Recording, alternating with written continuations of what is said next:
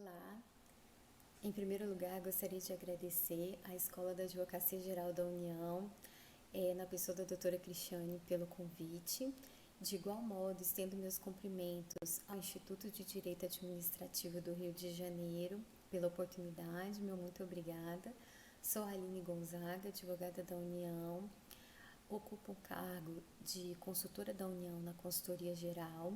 Desde 2005, atuo na área de contratações públicas, integro a Câmara Nacional de Modelos de Licitações e Contratos da CGU, responsável pela edição dos modelos de licitações e contratos da AGU. E hoje nós vamos tratar das principais inovações introjetadas por duas medidas provisórias no bojo da Lei 13.979, a medida provisória 926 e a medida provisória 951. Nós temos que a Lei 13.979, ela está inserida dentro da competência privativa da União de legislar sobre normas de licitações e contratos, conforme estabelece o artigo 22, inciso 27 da Constituição Federal. Qual seria o espectro de atuação da Lei 13.979? Nós temos que reger as contratações voltadas ao enfrentamento da situação de emergência em saúde pública internacional. E o que significa isso? Que nós temos que estão abarcadas pela Lei 13.979 a aquisição, por exemplo, de álcool em gel, de máscaras, de respiradores, mas também contratações voltadas, por exemplo, ao tratamento do isolamento social, a possibilidade de aquisição de software para fazer a leitura dos dados e informações acerca da pandemia.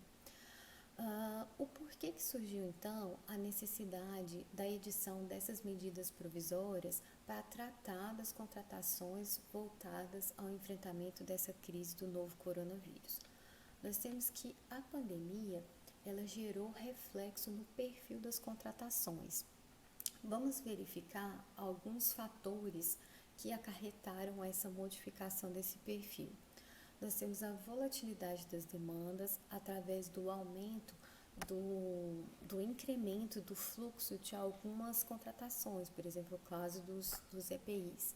O ineditismo, nós podemos citar como exemplo a possibilidade de aquisição de respiradores utilizados em outros países em que a pandemia já tenha se arrefecido. Restrições no mercado nacional. Nós temos que as empresas nacionais não estavam dando conta de tantas demandas relacionadas, por exemplo, aos respiradores, aos EPIs, às máscaras, particularidades do mercado internacional. Nós temos a impossibilidade da indústria nacional atender toda a demanda, fez com que o gestor voltasse os olhos para os produtos advindos do mercado exterior. E isso acarretou a necessidade da observância de algumas particularidades desse mercado internacional, como o caso de alguns países, a exemplo da China, somente aceitaram o pagamento à vista, por exemplo, na aquisição de respiradores.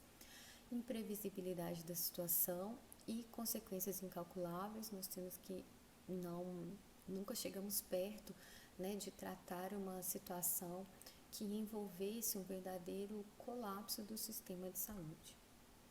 Bom, passamos agora a fazer uma avaliação desse microsistema normativo estabelecido pela Lei 13.979. Nós temos que ela abarca a aquisição de bens, de serviços, o que se inclui os serviços de engenharia, bem como os insumos de saúde. Nós temos que fazer um parênteses aqui para tratar da inaplicabilidade dos regramentos da Lei 13.979 em relação às obras de engenharia. Nós temos que, se fizermos uma interpretação, na verdade, autêntica da exposição de motivo, que fundamentou a edição da medida provisória 926, nós temos que houve um recorte da inaplicabilidade das obras para esse regramento. O porquê disso? Não foi um mero esquecimento, Se optou por retirar as obras deste microsistema por conta do planejamento simplificado, que poderia impactar de forma negativa em algumas questões muito sensíveis nas contratações de obra, a exemplo da segurança. Outro ponto que merece destaque dentro desse microsistema é a ampliação dos meios de contratação para o enfrentamento da situação de emergência. Nós temos 4 importantes ferramentas que o gestor pode se valer para tratar uma demanda relacionada à crise do novo coronavírus. A possibilidade dele fazer uma contratação direta por dispensa, ou então uma inexigibilidade, conforme prescreve o artigo 4º, parágrafo 3º, um pregão com prazos diferenciados, ou então a utilização do cartão corporativo através do aumento dos limites da concessão, dos limites para a concessão de suprimentos de fundos. Nós vamos tratar de cada uma dessas 4 de forma mais pormenorizada, começando pela dispensa de licitação regida pela 13979. Nós temos que ela tem uma destinação específica, ou seja, voltada ao enfrentamento da situação de emergência de saúde pública internacional. Temporalidade, a temporalidade demarcada porque nós temos que a Lei 13.979, ela é marcada pela decretação desse estado de emergência internacional pela OMS.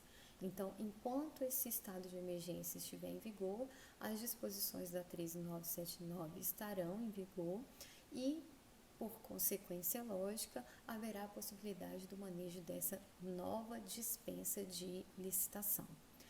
Nós temos um tratamento diferenciado em relação à dispensa emergencial tratada no bojo da Lei 8666.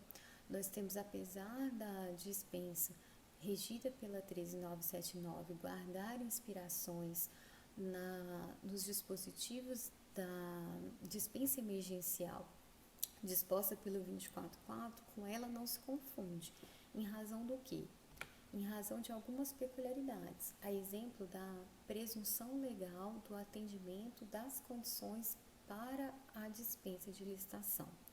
Nós temos que, na Lei 13979, há uma presunção da ocorrência de algumas condições que na dispensa emergencial da 8666 o gestor tem que, de forma pormenorizada, trazer aos autos a sua caracterização. Vamos ver quais são?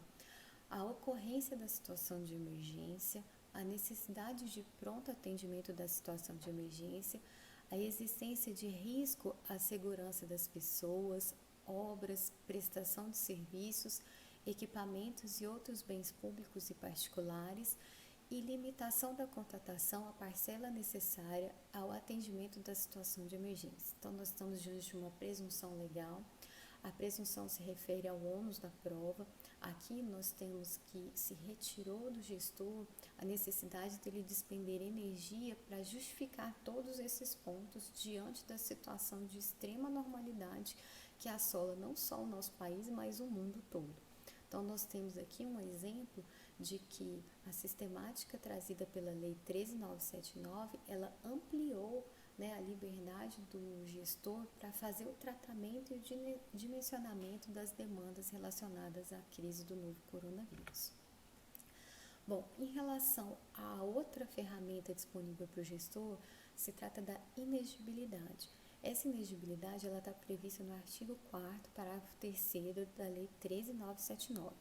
O artigo 4º, ele se refere à dispensa, mas o parágrafo 3º, na verdade, ele insere uma modalidade de inexigibilidade na medida em que ele trata de uma única empresa fornecedora de bens capaz de fornecer, ainda que com restrições. Nós temos, então, a lei possibilita a contratação, desde que seja a única empresa que forneça aquele bem, ainda que ela conste restrições em relação, por exemplo, que ela tenha sido declarada inidônea, que ela tenha alguma suspensão do direito de participar de uma licitação ou de contratar com o poder público.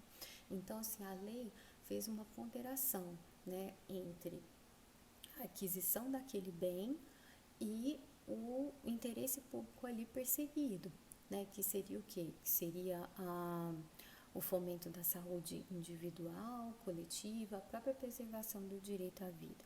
Então, é possível, desde que seja uma única empresa, a se viabilizar a contratação, ainda que com restrições. Bom, a outra ferramenta disponível para o gestor seria o pregão, que ficou conhecido como um pregão express, né, em razão dos seus prazos mais curtos. Todos os prazos do procedimento licitatório foram reduzidos pela metade. Aqui eu gostaria de fazer um parênteses. Nós sabemos que o pregão é utilizado para aquisição de bens e serviços comuns, né? Nós temos que na dispensa regida pela Lei 13.979, ela é mais ampla que o pregão nesse ponto. Por quê? Porque nós podemos viabilizar por meio da dispensa serviços incomuns também, e não necessariamente os comuns. Então, assim, aqui nós temos uma diferença, né, do nosso regime lá cartesiano da Lei 8.666. Né? Lá nós temos que primeiro tentar licitar para depois tratar excepcionalmente das hipóteses de dispensa e de inegibilidade. Né? Aqui nós temos várias ferramentas disponíveis para o gestor, uma inclusive mais ampla, que é a dispensa, e uma mais fechada, que seria a possibilidade do manejo do pregão, tão somente em relação aos bens e serviços comuns. Bom, a outra possibilidade que o gestor pode se valer dentro desse sistema de crise nas contratações seria a utilização do cartão corporativo para efetuar compras imediatas. Nós temos que o exemplo que se pode dar para essa possibilidade seria a contratação imediata, por exemplo, de termômetros, de máscaras, de álcool em gel, de alguns itens, né, com valores menores, né, porque considerando que a contratação é à vista, a possibilidade aí de se valer do cartão para conseguir um desconto e fazer algumas contratações imediatas. Eu gostaria de deixar bem claro que essas 4 ferramentas que estão disponíveis pelo gestor dentro do bojo da Lei 13.979 não possui qualquer tipo de preferência ou de escalonamento. Ou seja, o gestor, de acordo com a peculiaridade do caso concreto, com a especificidade do objeto, ele pode se valer de qualquer uma dessas 4 sem a necessidade de primeiro enfrentar a licitação para depois ir para a dispensa. Não existe escalonamento, justamente pelos valores que estão sendo protegidos, né, pela Lei 13.979, pela celeridade que se busca outorgar a essas contratações. Bom, e o projeto básico? O projeto básico das contratações regidas pela 13.979 tem alguma especificidade? Sim, tem algumas especificidades. Nós sabemos que, por força da Instrução Normativa 05 de 2017, do Ministério da Economia, nós temos que o planejamento ele deve necessariamente observar os estudos preliminares, o gerenciamento de risco e um projeto básico em termos de referência robustecido de requisitos. E no âmbito da 13.979, houve uma relativização, um enxugamento desse planejamento. Nós temos a elaboração facultativa dos estudos preliminares para aquisição de bens e serviços comuns, nada obsta que o gestor ele construa esse documento e faça a inserção nos autos, mas assim, lembrando que é uma faculdade. Houve também um disciplinamento da dispensa, do gerenciamento de riscos, exceto na fase da gestão do contrato. E o que de fato tem que ter dentro desse projeto básico simplificado ou TR simplificado? Nós temos a declaração do objeto, a fundamentação simplificada da contratação, a descrição sucinta da solução apresentada, os requisitos da contratação, os critérios de medição e pagamento e a flexibilização da estimativa de custos. Aqui eu abro um parênteses porque a Instrução Normativa 05 de 2014, nós temos que ela é aplicável às contratações cartesianas, mas no microsistema normativo regido pela 13.979, ela não é aplicável. Nós temos que a própria norma indicou as suas fontes de pesquisa, que seria o portal de compras, sítios especializados, o próprio preço cobrado por outros órgãos públicos, ou então fornecido pelas próprias empresas prestadoras de serviço. E nós temos dois pontos interessantes: a possibilidade do gestor dispensar a estimativa de custos, desde que haja uma justificativa pormenorizada para fazê-lo, e a possibilidade de se contratar, ainda que os valores sejam superiores a essa estimativa de custos, desde que devidamente justificada e comprovada a oscilação de mercado.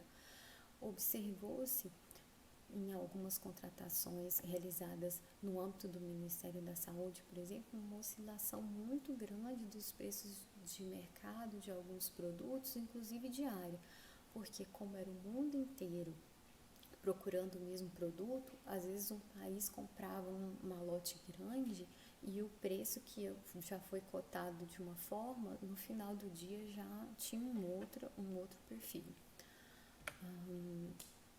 Outro apontamento interessante que a 13979 trouxe é a viabilidade da contratação de equipamentos usados.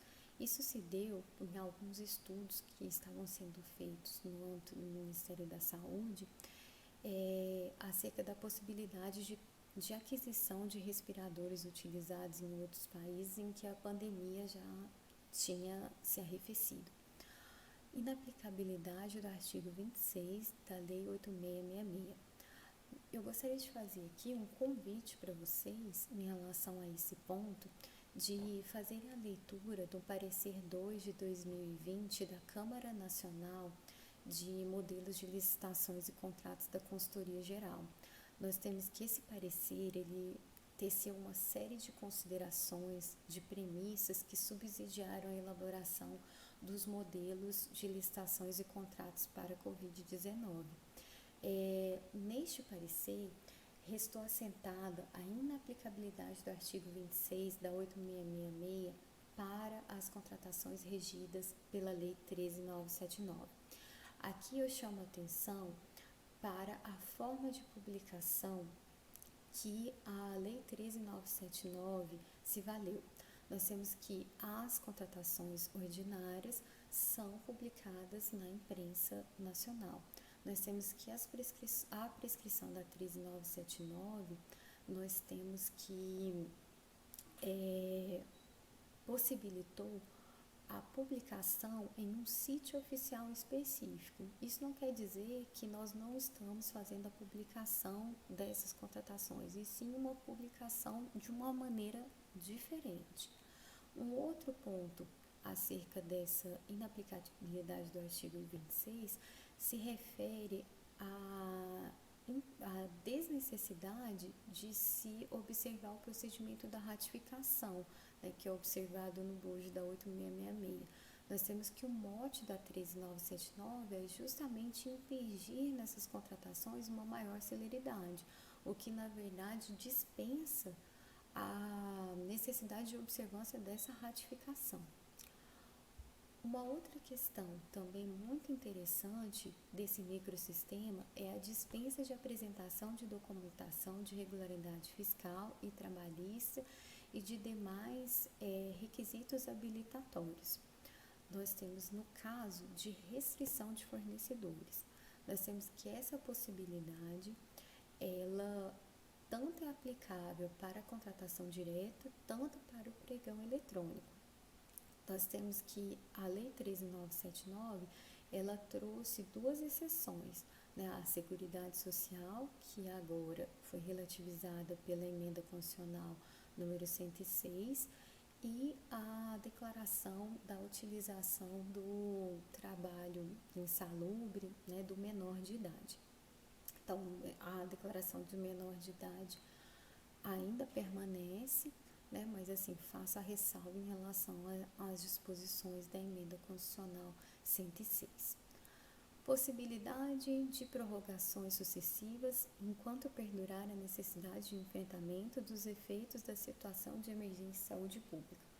Então, assim, como fica a duração dos processos, ou dos contratos, perdão, dentro desse microsistema normativo? Nós temos que a Lei 13.979, ela indicou que a duração dos processos se dá no período de 6 meses, mas facultou a possibilidade da prorrogação enquanto perdurar essa situação de emergência. Eu pergunto para vocês, cessada essa situação de emergência, por exemplo, a OMS cessa hoje a situação de emergência internacional em saúde pública provocada pelo novo coronavírus. E eu tenho equipamentos, por exemplo, respiradores, sendo utilizados na UTIs por pacientes que ainda não se recuperaram. E o que fazer com isso? Eu devolvo de forma abrupta esses respiradores e retiro esses pacientes, deixo esses pacientes de que forma? O artigo 8º veio justamente resolver essa situação. Nós temos que os contratos regidos pela 13979 vão observar os prazos nele estabelecidos. Então, assim, neste caso, cessada a situação de emergência hoje, nós temos que o contrato pode seguir ali os seus termos até a sua finalização, de forma que eu possa reacomodar esse paciente em algum outro hospital, ou então fazer alguma outra contratação, devolvendo esse aparelho no final, né, deste contrato, mas privilegiando aí a vida. Então, assim, o artigo 8º trouxe essa excepcionalidade em relação aos contratos administrativos regidos pela 13979. Isso é bem interessante. Agora vamos tratar das inovações introjetadas pela medida provisória 951. O que essa medida provisória trouxe para o microsistema normativo da 13979? A possibilidade de se utilizar o sistema de registro de preço. Acredito que a principal inovação se trata da dispensa. Eu poder utilizar o SRP na dispensa de licitação. Então, assim, se eu tiver mais de um órgão envolvido naquela contratação, eu posso, na verdade, utilizar o SRP dentro da minha dispensa. Faço o alerta de que a lei, ela não trata de uma pluralidade de entes, e sim de uma pluralidade de órgãos. Então, basta vários órgãos estarem participando dessa contratação, que eu poderei, na verdade, me valer da dispensa através do SRP. Outro apontamento se refere à aplicabilidade do decreto 7892 de 2013 para as contratações regidas pela 13979. Nós temos que isso é uma dicção expressa da norma. Eu faço só um parênteses em relação à demanda incerta.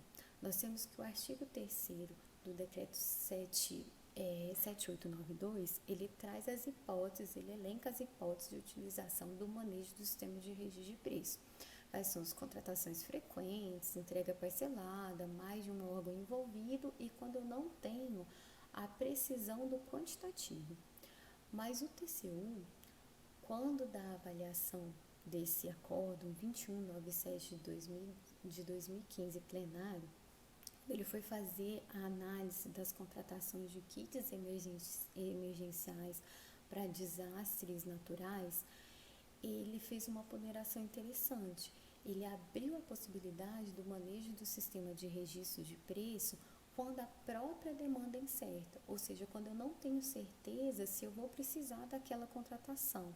Então, assim, aqui, como nós estamos num cenário de extrema normalidade, é possível, sim, que se tenha situações em que a demanda é incerta e que eu possa, na verdade, me valer do SRP dentro da 13979. Aqui eu gostaria de fazer um convite para vocês também para a leitura de um parecer, o parecer número 8 de 2019 da Câmara Nacional de Modelos de Licitações e Contratos da CGU, em que houve uma avaliação muito rica né, das disposições dessa medida provisória que, na verdade, fundamentaram a reestruturação dos modelos da Covid-19. Um outro ponto interessante é a equiparação automática às compras nacionais das licitações.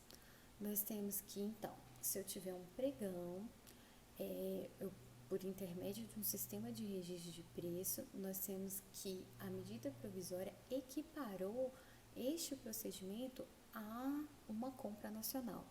Nós temos que as compras nacionais são aquelas relacionadas à execução de um projeto, de um programa nacional que envolve entes federativos. Em geral, o órgão gerenciador é a União e os demais entes, na verdade, vão satisfazer os seus interesses ali através da mesma ata de registro de preço. E isso é instrumentalizado através de convênio, através de transferência fundo a fundo.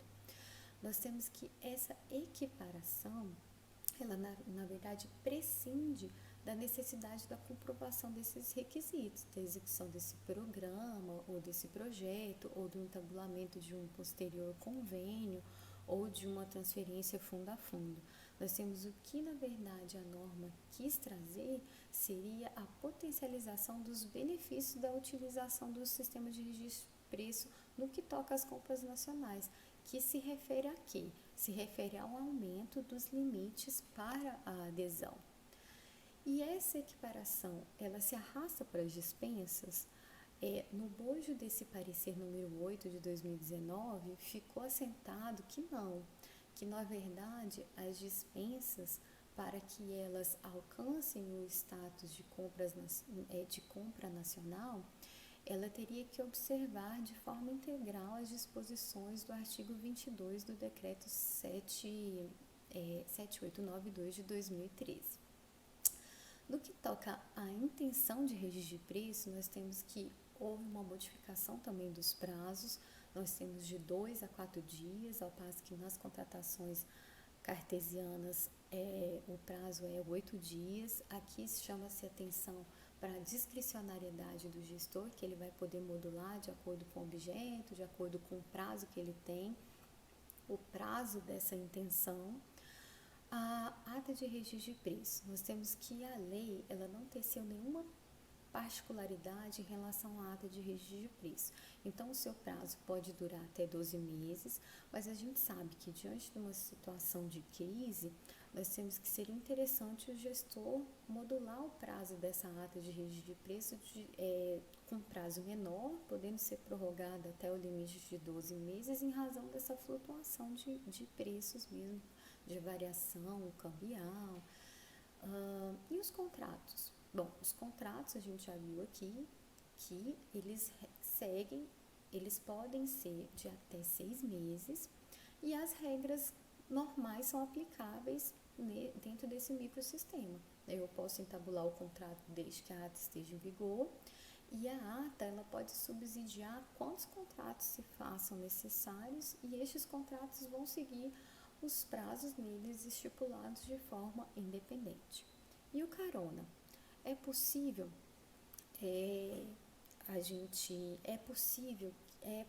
admitir o carona dentro das contratações regidas pela Lei 13.979, considerando a aplicabilidade das disposições do Decreto 7892? Sim, né? A resposta é sim. É possível que a gente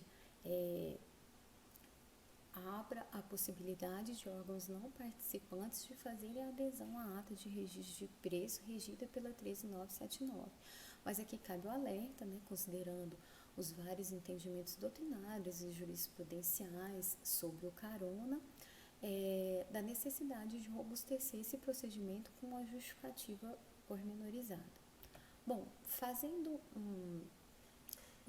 um cotejo entre as inovações da medida provisória 926 e da medida provisória 951, nós temos novos vetores que vão reger essas contratações dentro desse momento de crise. Eu fiz para vocês aqui um resuminho desses novos vetores. Otimização na fase do planejamento da contratação, a gente viu que houve alguns recortes, um enxugamento. um processo de desburocratização, agilização dos processos de contratação, a ampliação dos procedimentos voltados ao enfrentamento sem um escalonamento preferencial. Isso aqui é muito importante porque assim nós temos ferramentas disponíveis para o gestor utilizar de forma independente, preponderância entre o direito à vida, à saúde individual e coletiva e o princípio da economicidade administrativa. Então, nós temos ali que a lei fez a gradação e permitiu, inclusive, a contratação de valores superiores ao estimado, né, em prol do quê? Em prol da aquisição daquele produto ou daquela prestação de serviço.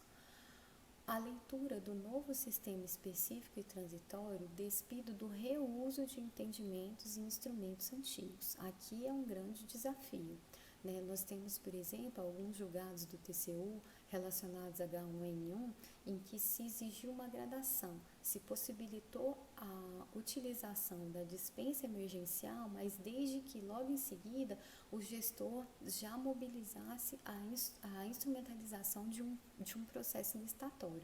Então, nós temos aqui que tomar muito cuidado com essa utilização, né, de precedentes, tanto em relação à dispensa emergencial tratada no artigo 24, inciso 4 da 8666, tanto do arrastamento desses julgados relativos a H1N1, porque nós estamos diante de uma situação de extrema anormalidade que nós nunca vivenciamos. E vamos verificar como é que se deu ou está sendo isso na prática. Bom, o TCU, ele, com base nesse acórdão 1335 de 2020 plenário, é o primeiro acórdão em que ele fez a avaliação da 13979. Vamos verificar se houve ou não reuso de jurisprudência antiga. Olha só, os processos de contratação relacionados ao enfrentamento da crise do novo coronavírus, Covid-19, devem ser instruídos com a devida motivação dos atos, por meio, no mínimo, de justificativas específicas acerca da necessidade da contratação e da quantidade dos bens ou serviços a serem contratados, com as respectivas memórias de cálculo e com a destinação a ser dada ao objeto contratado. Artigo 4º, parágrafo 1º da Lei 13.979. Então, assim, fica a pergunta no ar para vocês. Será que, diante de uma situação de pandemia que nunca foi vivenciada pelos gestores, é razoável se exigir memórias de cálculo? Será que ele teria como, de acordo com as aquisições feitas nos anos anteriores, trazer para os autos uma memória de cálculo para a situação para o enfrentamento de uma situação com consequências incalculáveis? Bom, fica aí o questionamento e a necessidade da gente se valer de novas lentes para fazer a leitura dos dispositivos da Lei 13.979. E para isso, eu trago aqui uma parte desse poema do Fernando Pessoa. Há um tempo em que é preciso abandonar as roupas usadas que já têm a forma do nosso corpo e esquecer os nossos caminhos que nos levam sempre aos mesmos lugares. Então, estamos diante de um grande desafio, né?